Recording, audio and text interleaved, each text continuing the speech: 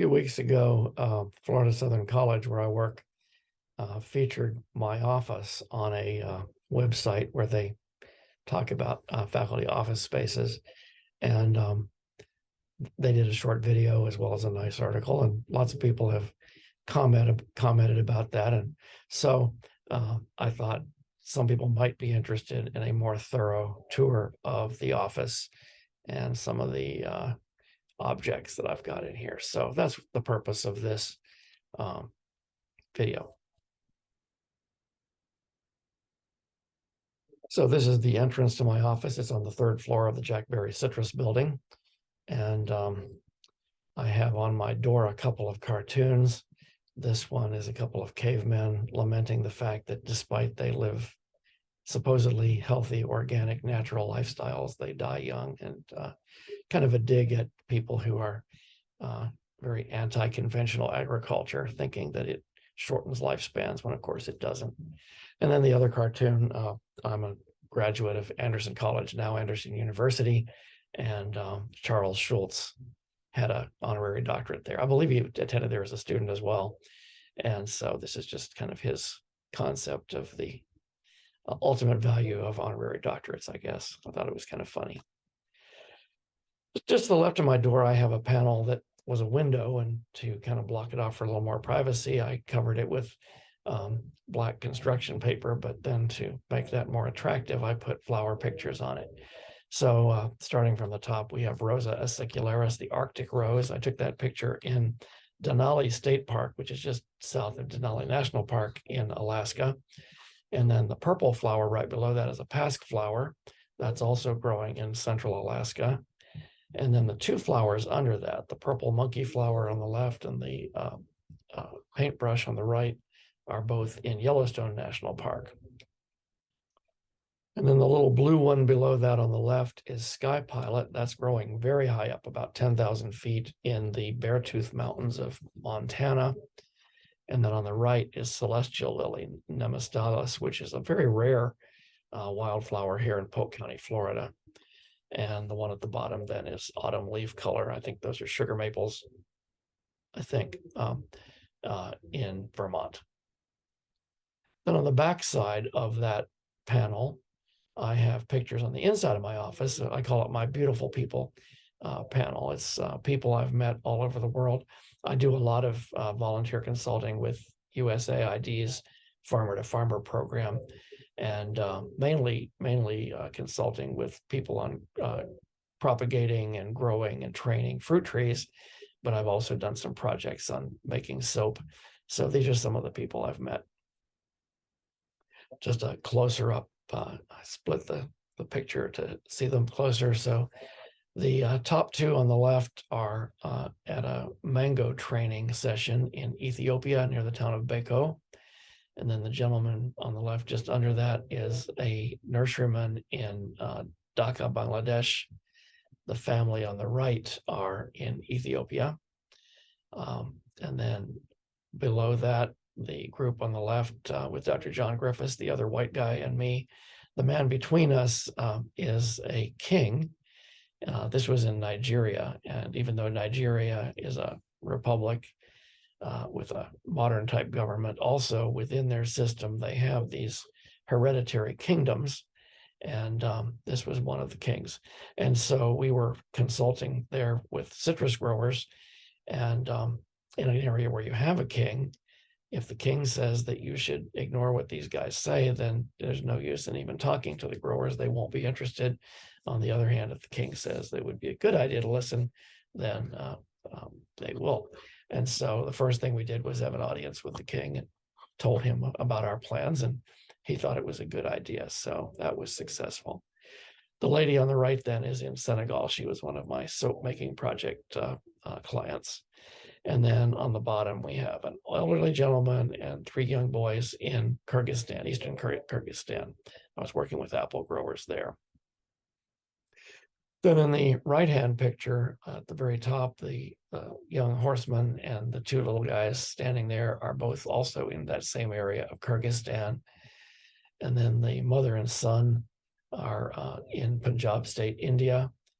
The three guys on the right there then are in Dhaka, Bangladesh. That was an agricultural trade show, and they were carrying stuff that people had bought for them out to their cars or taxis or whatever.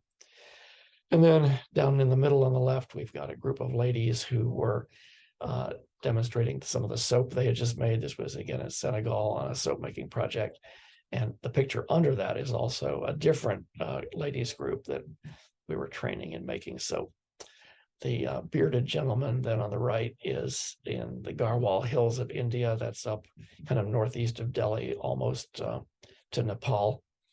And then the gentlemen on the bottom picture are all nursery workers near Dhaka, Bangladesh. So my beautiful people pictures.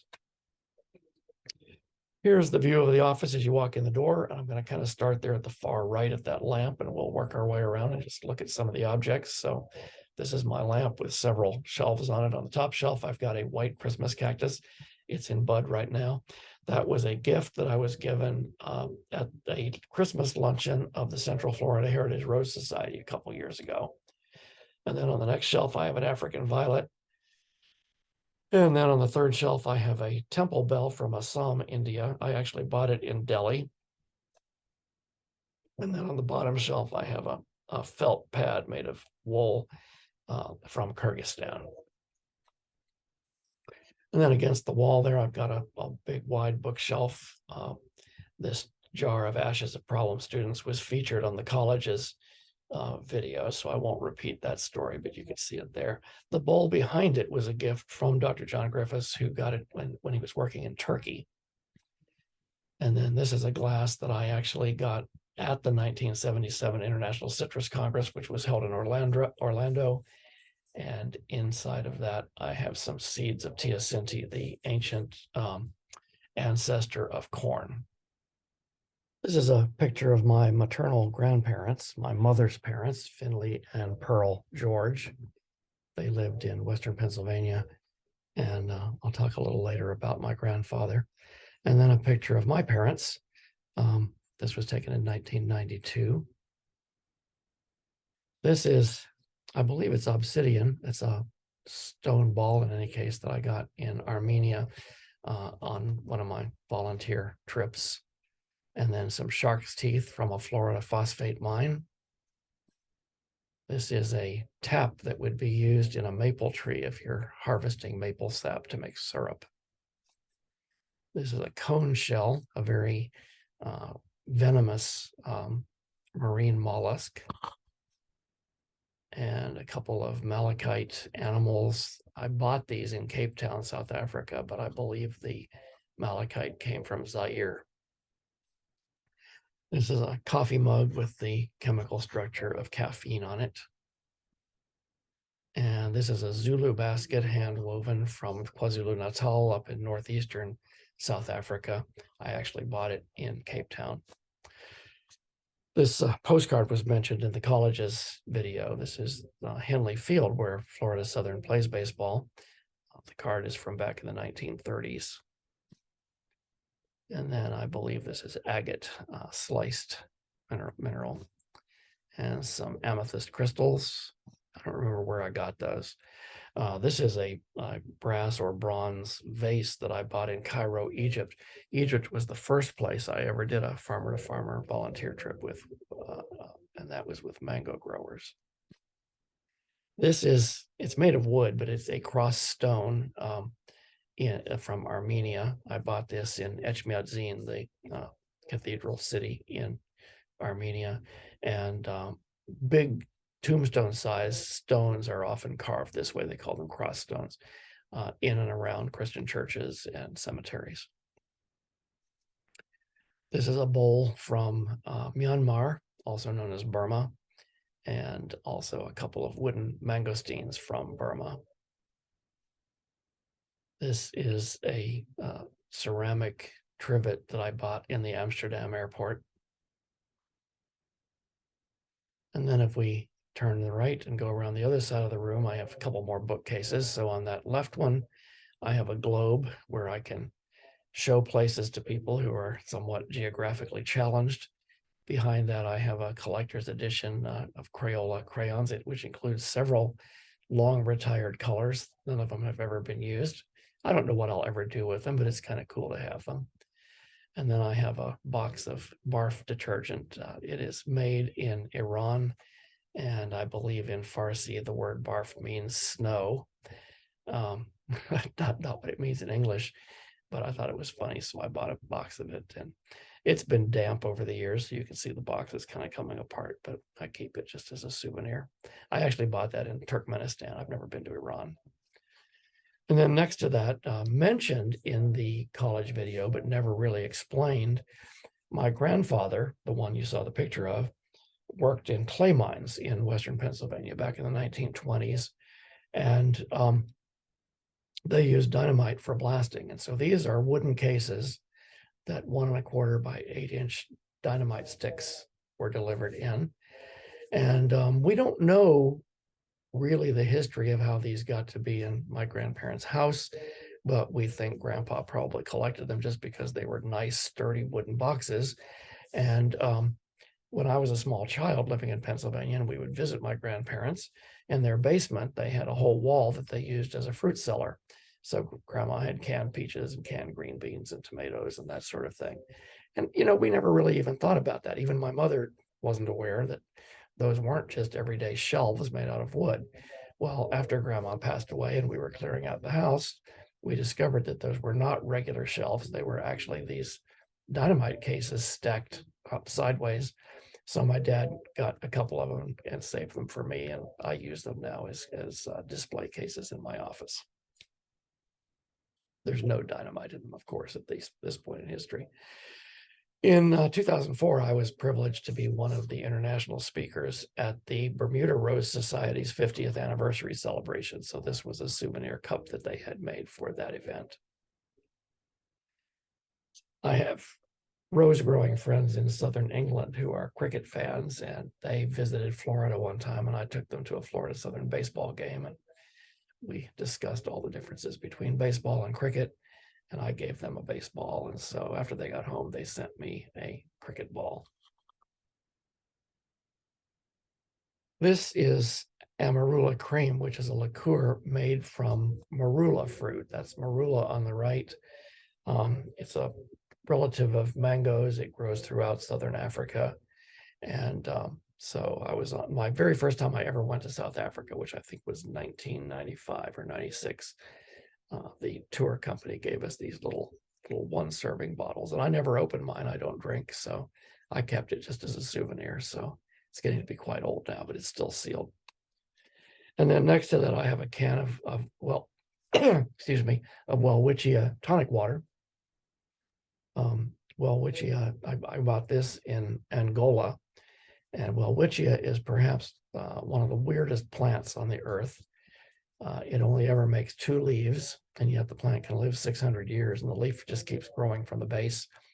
Eventually, it makes cones that look a lot like little pine cones, and it lives in the Namib Desert in Namibia and into the very southern end of Angola. So I think every botany book that's ever been printed has a picture of Welwitschia. It's just plant people always consider it the ultimate in weirdness. So anyway, when I saw this tonic water being sold under that name, it doesn't contain anything having to do with Welwitschia. It's just the brand name. But I bought it and brought it home as a souvenir. For a while, I collected elephants, and eventually had to ask people to quit giving them to me because I was getting way too many. But this was one of the very first ones I ever received. My sister, Rosemary, was on a Anderson College Tri-S trip. That was a summer service program that Anderson had and still has, I think. She went to Quito, Ecuador, and brought me this marble elephant from there. And then to continue the collection, when I first went to India, I visited Agra, where the Taj Mahal is, and bought this marble elephant with semi-precious stones inlaid. That's the same sort of artwork as the walls of the Taj Mahal are decorated with. Almost ever since I got to Florida Southern, I've been a big fan of Florida Southern baseball. And when my parents were living, they also were great fans. And so we went to pretty much every game, home and away, when we could.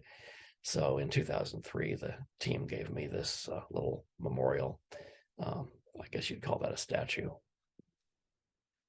Over the years, my department has advertised itself in various ways. So this was a mug that we made probably 20, 25 years ago.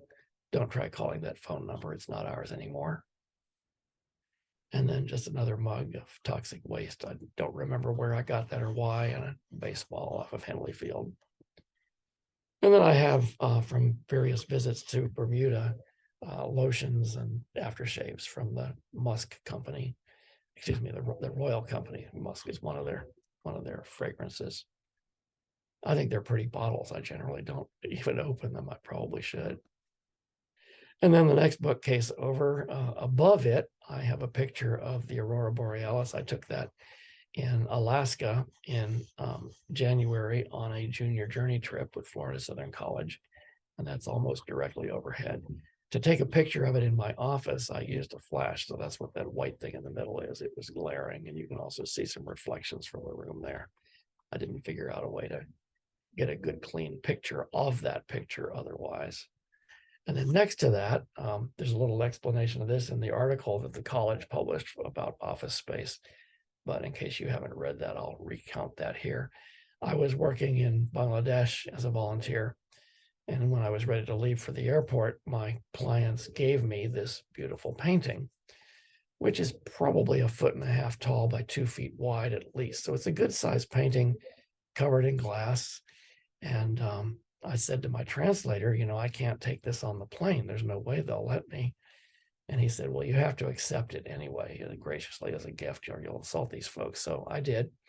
We went to the airport, and before I tried to check in, I went in the men's room with it, carefully took the frame apart into 4 pieces, took the glass off and put the glass behind the toilet in the stall that I was in and just left it there. Who knows who found it later and what they did with it. I rolled up the painting itself, and I wrapped the painting and the 4 parts of the frame in my clothes in my suitcase and brought them home. And then after I was home, I went to Michael's craft store, to their framing department, showed them a picture of this before I had dismantled it, and said, can you put it back to look exactly like this? And they said they could. So it now hangs in my office wall. And once I got it put back together, I sent a picture of it back to the clients in Bangladesh, and I'm sure they were happy to see their picture there. I didn't bother to tell them all the hullabaloo of making that happen. This is a desert rose. It's fused together sand, and it apparently happens in the Namib Desert of southern Namibia and far northern South Africa when lightning strikes the sand. I make soap as a hobby, and I also make it as a fundraiser with my Alpha Gamma Rho fraternity guys. And so I'm always interested in handmade soap wherever I find it. A friend of mine at the Antique Rose Emporium in Texas actually makes this rose soap, so I bought that there. And then I have an ostrich egg that came from South Africa and some petrified ginkgo wood. This came from the gift shop at the Ginkgo Petrified Forest State Park in central Washington State. This is a box of rooibos tea bags. Rooibos is grown in the Clanwilliam area of southwestern South Africa, and I bought this at the packing plant there. I have a number of wooden animals that I've brought back from various places, but especially South Africa. So this is a wooden hippo from there. And then I have a old-fashioned fruit carton that it's just a decorative one. It's only about 2 inches high by 4 inches wide, but it's like the old 90-pound fruit boxes that was used as a decoration on the tables of the Florida Hall of Fame luncheon one time. I also have a couple of wood pieces that I've brought from Africa to demonstrate in my classes the idea that a tree makes sapwood that's often very light in color, and then it later makes heartwood, which can be much darker. So this tree is African blackwood, which is Dalbergia melanoxylon. It makes one of the blackest heartwoods of any tree known. It's also extremely hard wood. They probably ruined several chisel and saw blades in making this little statue, but that's made from a single branch of that tree. And the deeper you dig, the more likely you are to hit the black heartwood part. And then this is also made in the same way from a much larger trunk. This was African ebony, the tree from which black keys of pianos used to be made back in the day when they also used elephant tusk for the whites of the keys. African ebony. I bought this in Nigeria, and ebony is a persimmon family member, Diospyros melanoxylon.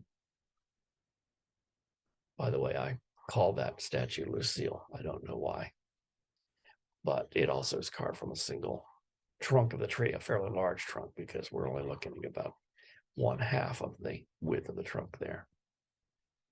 And then above my desk, I have numerous pictures and also some more statue type things. So this is a brass elephant. His name is Hannibal. This was given to me back in the day when we had a citrus club in our department, and the club gave it to me one time as a Christmas gift. And from South Africa, a white rhinoceros done in wood. And then from India, an Indian elephant. I bought this in Delhi. And back to South Africa, this is a Cape buffalo. And then in Lakeland, we used to have a department store called Moss Brothers.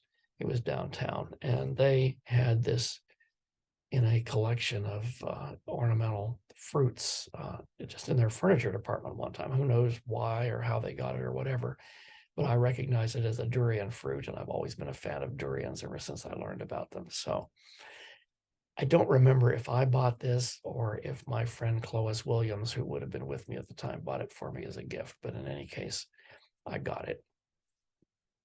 This is a Zulu basket from KwaZulu-Natal. And then the pictures on the walls, I have pictures of South Africa during the spring flowering in Namakwaland, which is up in northwestern South Africa near the Atlantic coast, just south of Namibia.